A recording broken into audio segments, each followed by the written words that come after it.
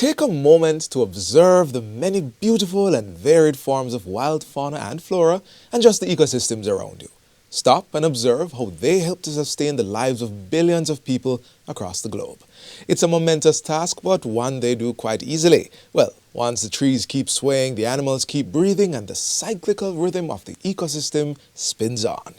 It's World Wildlife Day, and we bow with the trees and move with the animals in celebrating forest-based livelihoods and promote wildlife management practices. We welcome you to a fresh and perhaps green Jamaica Magazine.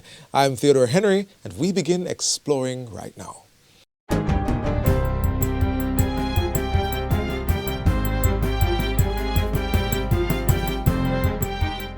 Good day, I'm Stephen McHugh, and this is your JIS News for Wednesday, March 3.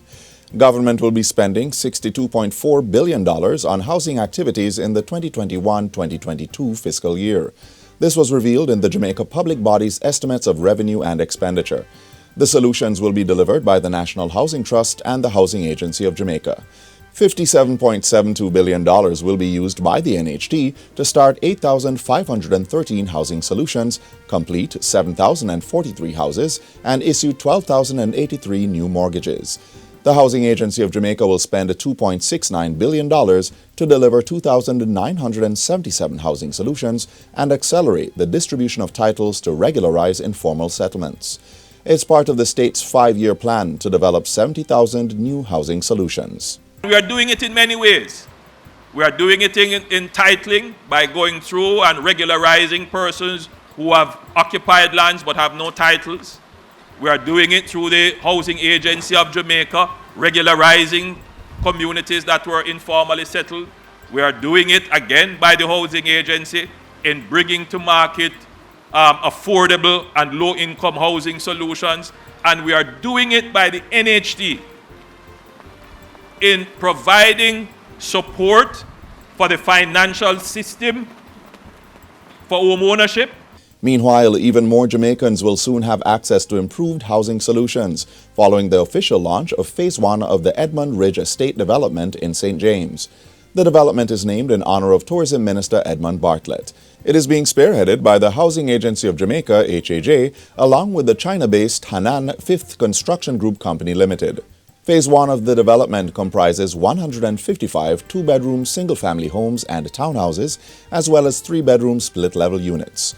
Minister of Housing, Urban Renewal, Environment and Climate Change, Pernell Charles Jr., says the housing solutions will be complemented by road, water supply and drainage works, along with community amenities.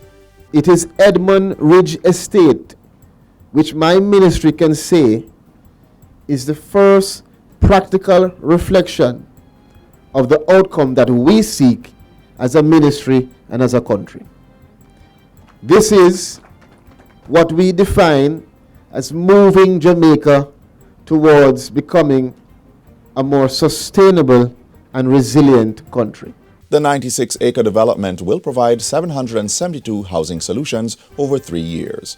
It is to meet the housing needs of low to middle income earners in St. James, including persons employed to the attractions and accommodation sector. In other news, Prime Minister Andrew Holness says he's pleased with the level of cooperation and leadership displayed by church leaders in the containment of the COVID-19 virus. Mr. Holness held a virtual meeting with members of the Jamaica Umbrella Group of Churches, JUGC, on Tuesday. Discussions surrounded government's decision to ban all physical church services from March 1 to 22. Churches will only engage in online services with a maximum of 10 persons to be present at the place of worship to facilitate online broadcasting. Mr. Holness says churches have generally done well to supervise themselves, with many putting in place measures over and above what has been stated in the Disaster Risk Management Act. 65% of the population is expected to be vaccinated by March 31, 2022. The first batch of COVID-19 vaccines are to arrive this week. Permanent Secretary in the Ministry of Health and Wellness, Dunstan Bryan, says the vaccination process will be rolled out in 3 phases. Phase 1 will facilitate vulnerable groups, while Phase 2 will focus on those essential to economic activity, and Phase 3, the general public. We are projecting to May that we will have approximately 975,000 vaccines in our arsenal for inoculation. And based on that projection, we intend to roll out the different phases of the implementation of the vaccine. So as we move to the different phases though, we will be making more a public call for persons in phase 1 like the teachers, or we're making a public call for persons in phase 2, persons in the banking sector, etc. Mr. Bryan was speaking during a virtual COVID Conversations press briefing on Tuesday. Persons interested in getting the vaccine can apply for an appointment 5 days before their desired date. They will be required to provide their age, date of birth, area of work, allergy, address, venue for vaccination, telephone number, and email address. To make an appointment, contact 1-888-1-LOVE, Parish Health Departments, the websites of the Ministry or regional health authorities, or visit any Parish Health Department. The National Road Operating and Constructing Company, NROC, is assuring the public that a high level of environmental monitoring and compliance is taking place on the Maypen to Williamsfield leg of Highway 2000. In an interview with JIS News, Environmental Manager Errol Mortley explained that an environmental permit was required before the project began and involved monitoring at various levels. These include air quality, noise and vibration, and to a smaller extent, water quality issues. We use a system that monitors us 24 hours, so we can see the highs and lows during operation, during construction, and when there's no construction to see where the issues are and the various elements. With regards to noise levels, Mr. Mortley said monitoring was done within clusters of residential structures to ensure that the nuisance levels were contained. He explained that all blasting activities were regulated by the Mines and Geology Division and that the contractor was required to do a pre-blast survey on all structures within 800 meters of a blast site. To ensure that we capture the condition of the existing structures. When blasting is completed over a period of time, then the contractor is required to go back to those very same structures and do what we call a post-blast survey to examine if there's any change in the structure or any deformations, and then he has a responsibility to make good on where damages are done. Mr. Mortley explained that before a blast takes place, the community has to be notified 72 hours prior with a town crier or with flyers. And finally, government officials have expressed sadness at the death of legendary reggae singer, songwriter Neville "Bunny" Wailer Livingston. Livingston died on Tuesday while in hospital at age 73. Prime Minister Andrew Holness says that as a founding member of the Wailers, which included Bob Marley and Peter Tosh, Livingston was a long-time standard-bearer of reggae music who won the heart and soul of many across the globe. Culture Minister Olivia Grange also lauded Livingston for his contribution, saying his passing has left a void in the culture and entertainment fields that may never be filled. She adds that Livingston has been a beacon for the reggae music industry. And that's it for JIS News Today. I'm Stephen McHugh. Thanks for watching.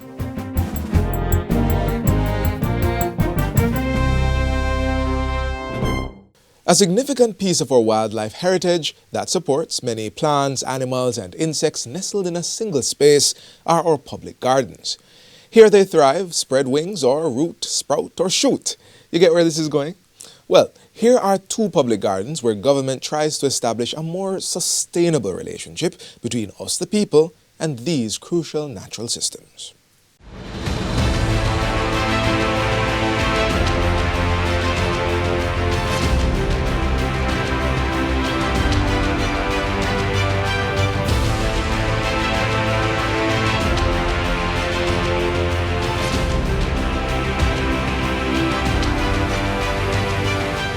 They offer a large serving of nature with a dash of history and science. Public gardens, created and maintained to educate Jamaicans on the importance of plant life. They also provide free green spaces to enjoy the benefits of the great outdoors. There are 4 such spaces on the island, all supported by the Ministry of Industry, Commerce, Agriculture and Fisheries.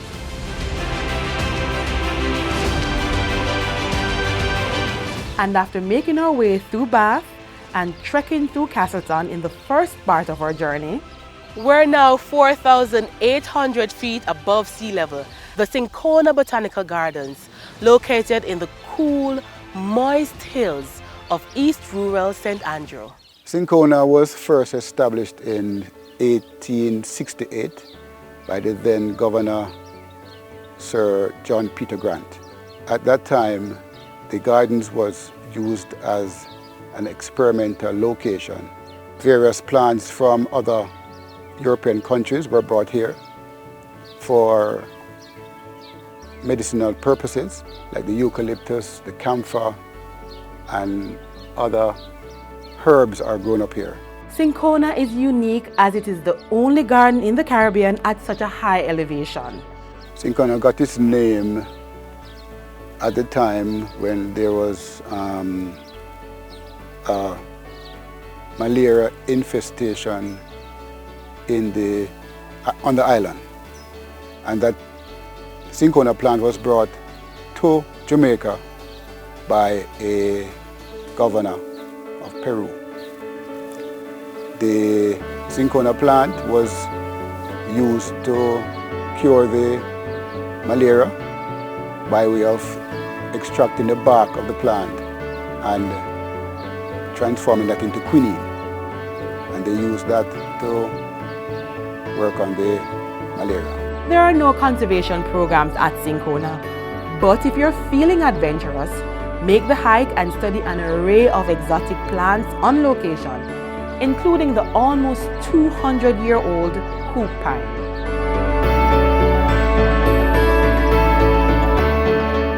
Our journey ends at the largest green space in the Kingston metropolitan area. Though run by the non-governmental organization Nature Preservation Foundation, it still receives a subsidy from the government and is free to the public.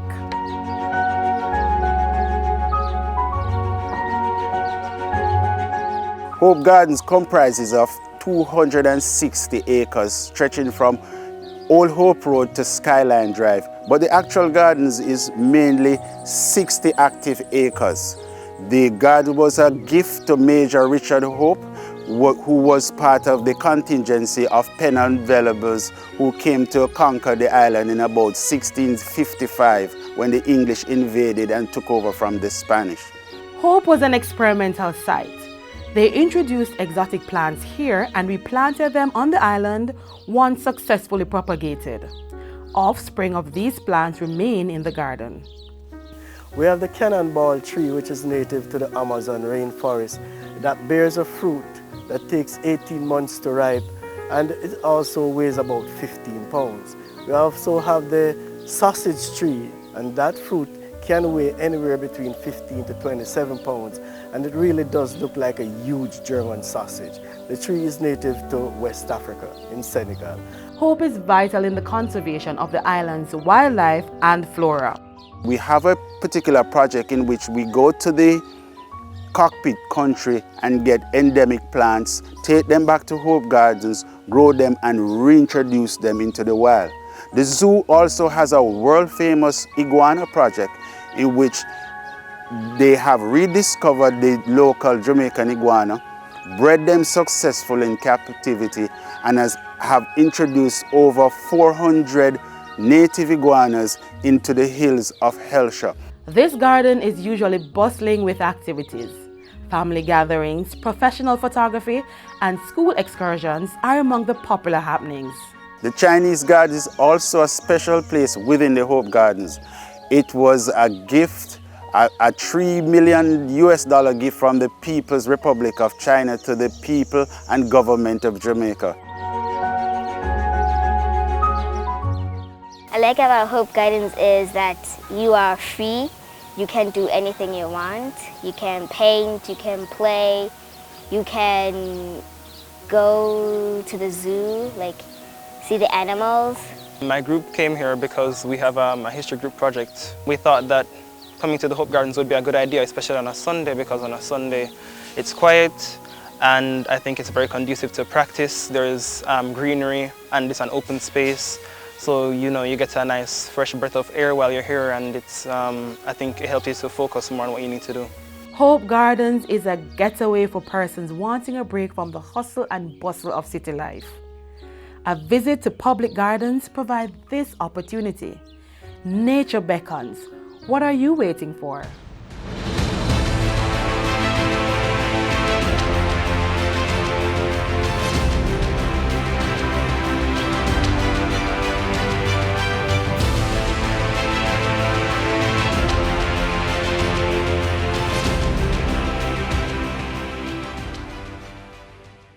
Our next stop is to one of our more extraordinary landscapes, which houses several endemic plants and animals. Though large enough to need a space in Trelawney, St. Elizabeth, St. James, St. Anne, Manchester and the northern tip of Clarendon, its usefulness and uniqueness spreads beyond its length. As we observe World Wildlife Day, here's how government is advancing the protection of our Cockpit country.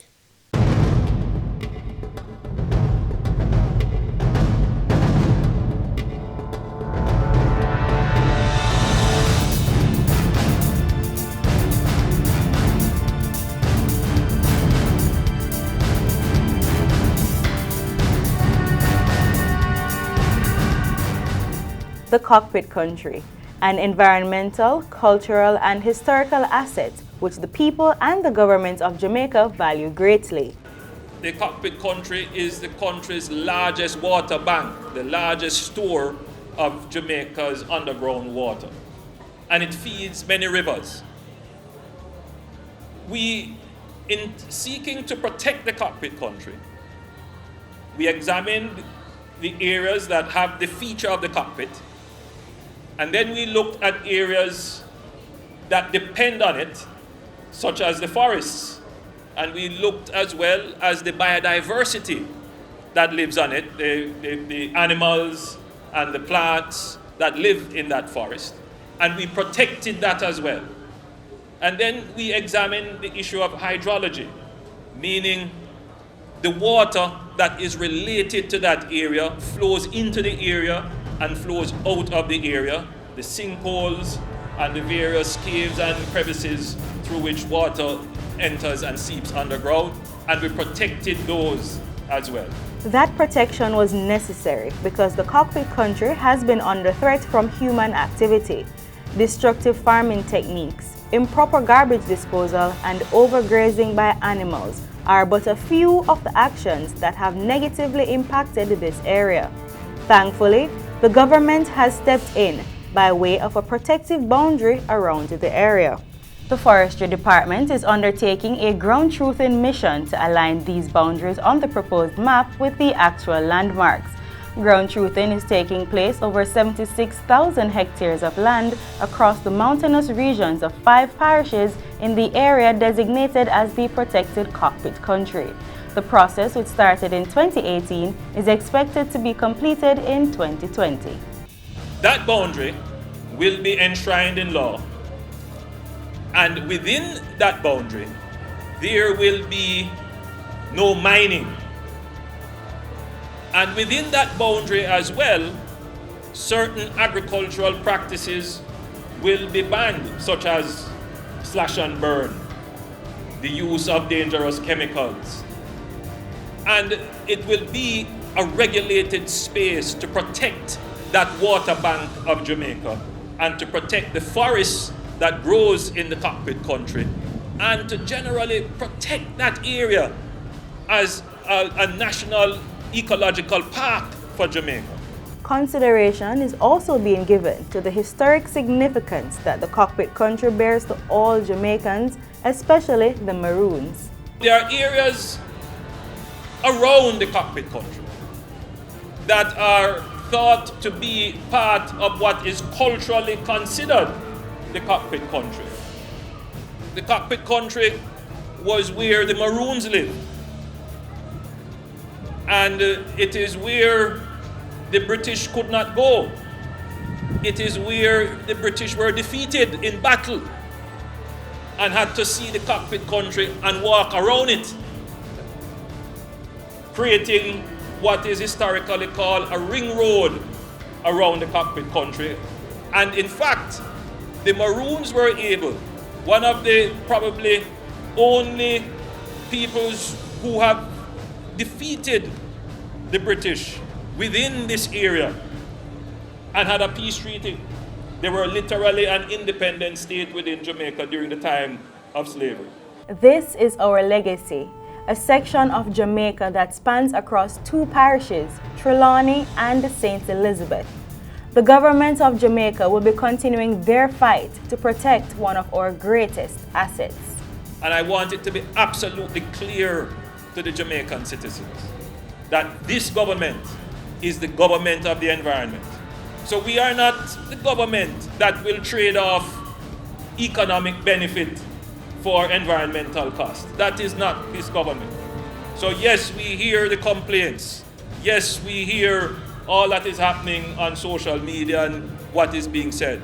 But I want to reassure the Jamaican people that this government will be responsible with our environment.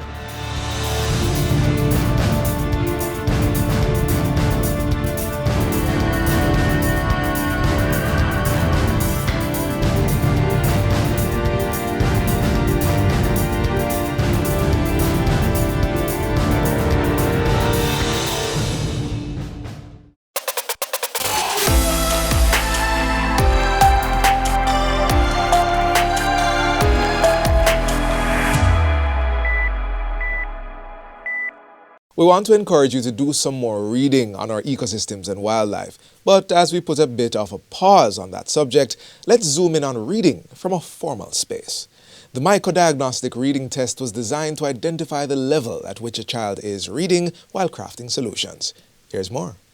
The Jamaica University College Child Assessment and Research in Education Center, a feat made possible by several major players, with renowned educator Professor Errol Miller leading the team, opened its doors in 1981 and over the years has grown to become the first point of contact in the diagnosis, evaluation and treatment of children with special needs in Jamaica.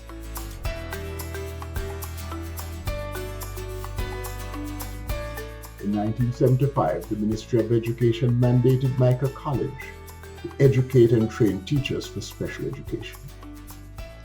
An advisory committee was set up by the college. The committee recommended that Jamaica establish a diagnostic and therapeutic center capable of diagnosing the learning problems of children with multiple disabilities and develop instructional prescriptions for teachers and parents. As psychologists, education specialists, and therapists began to provide services to students, they had to use tests from overseas. Many were not appropriate in content. The assessment of reading posed the greatest challenge. Reading is common to all areas. Students needed the test to be tested individually. The content of reading tests had to reflect the physical and social environments, as well as the lived experience of children. First published in 1995, the Diagnostic reading test is an instrument for teachers, diagnosticians, or professionals designed to assess the reading skills of children. Assessment results from this instrument is further used to design educational plans to meet the individual learning needs of the child. As societies change, more is learned from research and experience gained from practice. Instruments have to be updated, upgraded, and refined. Hence, the Diagnostic reading test of 2018. So it's been a number of years since the first edition has been out. So this new version is an updated version in terms of the passages, in terms of the grade range that it covers, and in terms of the subtests that are involved. We're looking at a number of different aspects of reading. We're looking at a child's ability to distinguish sound in the words that they hear. We're looking at their decoding ability, their knowledge of sight words, reading fluency, and their understanding of what they're reading.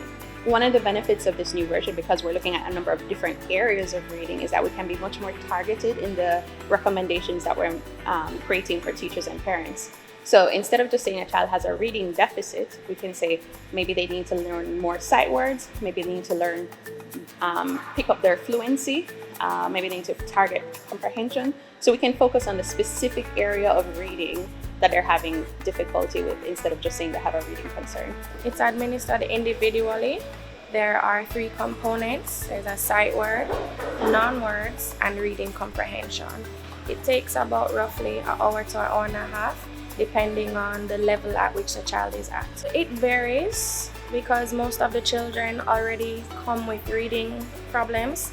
They are also aware that they have reading problems. So some are nervous, some have anxiety issues. So it's where I come into play, where I have to do some form of encouragement, let them know that reason why they're doing this test, for me to know their strengths and their weaknesses so that I can help them moving forward. So after the test is completed, I go through and I score. So the test will now tell me the level at which the child is reading. So that also lets me prepare work packets, activities, worksheets, etc. for their level, for their specific reading need. It helped me to read and answer story and answer a lot of questions. The MDRT is currently used in a number of countries across the region. It's used in a number of classrooms. We have a number of teachers who come through to be trained on it so that they can pick up the reading challenges that they have in the classroom. So we expect that this new version will all similarly be used across the region. The new Diagnostic Reading Test 2nd edition is now available. Contact the Care Center to register for one of our workshops at 876-929-772022 or by email at care_center@cwjamaica.com.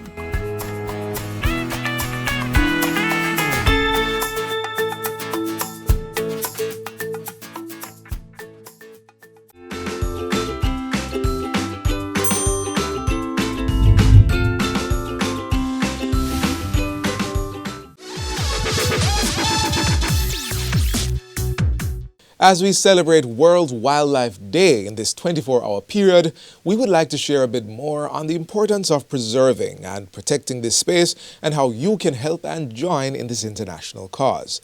Let's start protecting wildlife with these simple points in mind. Number one, it promotes the continuation of native plant species. Now, small animals like bees, butterflies, and our very own Dr. Bird play an important role in food production. Protecting these animals means that we're ultimately helping in pollination. Number two, it increases medicinal value. Plants are a major source of medication, but so too are animals. Take, for example, how research shows that the venom from a cobra can be used as an ingredient in making the medications for leprosy, or how lobsters can be used as antifungals. Number three, it's a way to preserve our heritage. Some plants and animals are unique to specific countries, so conserving those wildlife systems means conserving those traditional aspects of our culture. Things like the blue maho plant or the yellow pui tree of Jamaica or the lions and the leopards of Africa. And number four, it enhances food security. By protecting natural habitats from degradation and forests against deforestation, the availability of a variety of food products increase. The more you learn about wildlife conservation, the more you can promote agricultural diversity. We want to help make Jamaica the place of choice to live, work, raise families, and do business. And that's why wildlife conservation is on our list. We just gave you 4 reasons why you should help, and of course, there are many, many more. So you do some research and join in the social media campaigns today to help protect wildlife. Use the hashtags World Wildlife Day, hashtag WWD 2021, and hashtag Forest Planet People.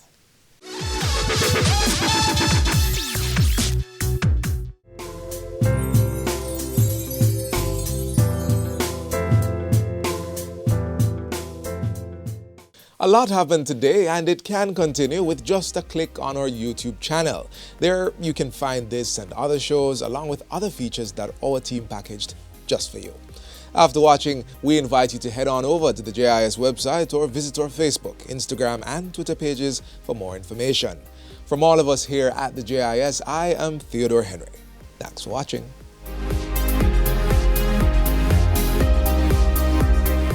This has been a production of the Jamaica Information Service, the voice of Jamaica.